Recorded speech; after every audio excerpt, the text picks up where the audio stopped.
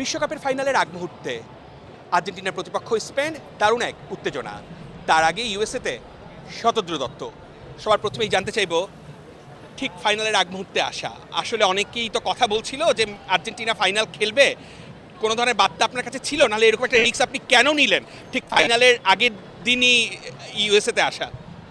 দেখো প্রায় 2-3 বছর মেসি ফ্যামিলির সঙ্গে, মেসির টিমের সঙ্গে সময় কাটিয়েছি। একটা ওদের সঙ্গে আলোচনা করে একটা কনফিডেন্স ছিল।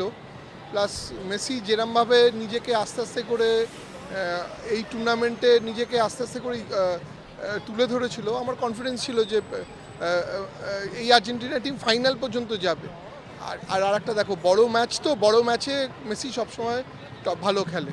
ইতিহাস বলছে মেসি বড় ম্যাচে ভালো খেলে, এবং মেসির এই কাছে এটা একটা বড় চ্যালেঞ্জ যদি ব্যাক টু ব্যাক দুটো ওয়ার্ল্ড কাপ জেতা যায়।